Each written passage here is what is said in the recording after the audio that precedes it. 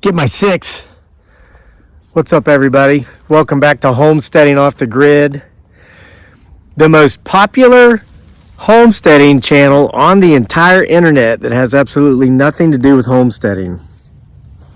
Today's video kind of has to do with fly fishing, but not really. Listen, I don't want to take up a whole lot of your time. I want to thank all of you who've been coming to the channel, watching the shorts I've been doing here lately. Haven't been doing a whole lot of full-length videos lately. So I wanted to just kind of come on here today and make one. Give you a view of the background there of what may or may not be going on around here. So fly fishing. It's not really a video about fly fishing, other than the fact that I've decided that for the first time in way too many years, I'm going to take up fly fishing again this year. Used to do it avidly. Always preferred it over golf because I never lost a golf ball fly fishing. But I was thinking that's an old dad joke. I heard it way before I was a dad, and it wasn't funny then, and it's not funny now. But it did make me think of a time when I did go golfing. I was a stockbroker for about 8 years. That was my first real job out of college. I did that for 8 years. It wasn't for me. I got out of the business. Haven't looked back, thank God. Just wasn't for me. I mean, this is my office. My office has no walls, no ceiling, no bosses other than my wife. But there for a while I was in that line of work, I did go golfing a few times. These mutual fund wholesalers would come around. They'd invite like all of the local brokers from our various firms to get together in groups to go golfing. They'd pay for everything, the drinks, the food, the golfing itself. And they'd tell us about why we should sell their mutual funds to our clients, that kind of thing. So I went on a few trips like that. And I remember one time I was out with some guys. We had just finished up, and this woman approached us. She was probably 40, and at the time I was in my late 20s. She was 40. She approached us. She said, "Guys, I'm new here in town. I came here for family."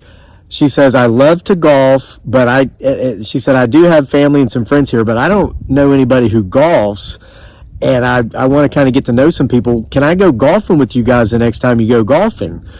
And a couple of the guys had already made plans to go golfing the next day early at 6:30. And they told her, they said, "Well, we're actually going to go tomorrow morning at 6:30 if you'd like to join us." And she said, "Sure, I'd love to." And she says, "But I might be up to 15 minutes late, if that's okay. If you want to go ahead and play without me, if I'm not here right at 6:30, that's fine, I'll understand. But I am coming, but I just might be 15 minutes late." Then the guy said, "Oh, that's no problem. We'll wait on you."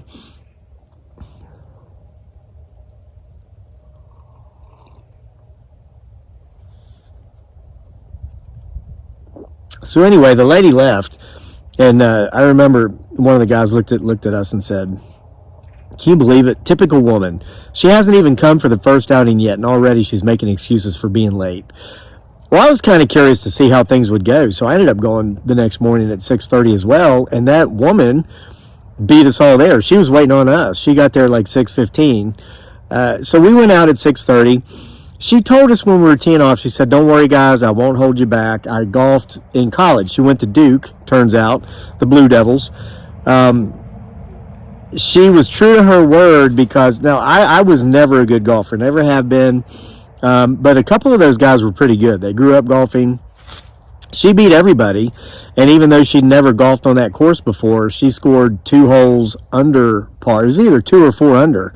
And she told us at the end of the day, because we were all like, "Wow, you really are good." She said, "I told you. I mean, I was a D1 golfer. My dad taught me to golf when I was a little girl. And like I said, she was 40 at the time." So she said she wanted to go the next time we went, and those guys said, "We're coming back tomorrow morning." I really liked her, and I enjoyed those guys, and I've always been a morning person, and the stock market doesn't open till 9:30.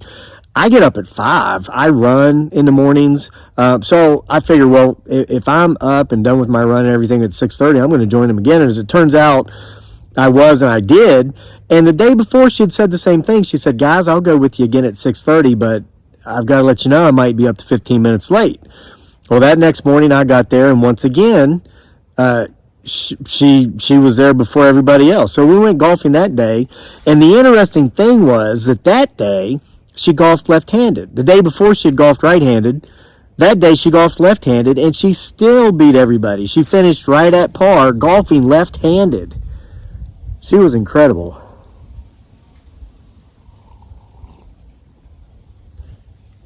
So, everybody was telling her, and everybody really got to, she was one of the guys. By the end of her second day, she was one of the guys. They asked her, they said, hey, we're going to go again tomorrow at 6:30. Would you like to come and join us again? And she said, absolutely. I'm really enjoying getting to know you guys. Love golfing. But I might be up to 15 minutes late. We were like, oh, yeah, whatever. So we kind of figured that was her way of kind of being like preemptive with an apology for being late. But she was always right on time. So we figured, yeah, whatever. So we go the next day. I'm there at 6:30. The other guys are there at 6:30, and she's not there. And they were like, well, should we go without her? And I said, guys, maybe she's actually going to be 15 minutes late today. So we waited, and sure enough, at about 6:45, she shows up, and she says, sorry, guys, told you I might be 15 minutes late. Well, we go out on the course. She golfs right-handed that time and kills everybody. She was either 2 or 4 under par. I can't remember which. But that was Friday. So we stayed a little bit later there at the clubhouse. We were having a few drinks, and everybody was loosening up. And so one of the guys asked her, said, this thing about being 15 minutes late, is that like a mind game you play on people? And she goes, no, not at all. And he's like, you sure? Because, you know, you guys used to you being prompt on time, and then you actually are 15 minutes late. Is that to keep us guessing? And she's like, no, I promise you that's not what that's about. And then he's like, and what's up with this ambidextrous stuff, golfing left-handed and right-handed? How can you do that? And she says, well, like I said, my dad taught me how to golf when I was a little girl. I've golfed my whole life. And when I was very young, I learned I was ambidextrous. So I taught myself to golf left-handed and right-handed, figuring, you know, I never might know when one might be an advantage over the other. And then one of the other guys says, well, how do you choose? Like, would you just go to the golf course and that day you say, well, I'm going to golf left-handed, or I want to golf right-handed? How do you make up your decision to do that? And she goes, well, it's kind of interesting. Guys, this coffee's fresh, and I'm trying to drink it before it gets cold. It's kind of chilly out here today. You know, she had a few drinks herself, so she was a little bit loose in the lips. And she said, I have this really weird thing I do. She said, my husband sleeps in the nude.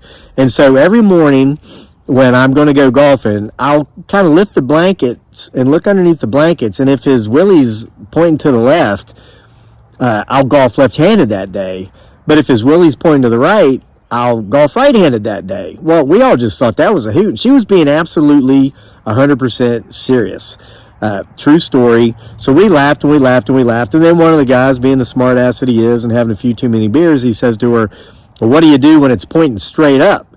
And she said, oh, well, on those days, I'm 15 minutes late.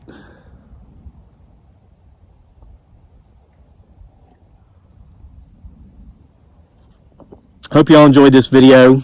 I'll do another one here soon. I won't make you wait too long. Make sure you're going and watching my shorts. Those are really fun. See you for more next time.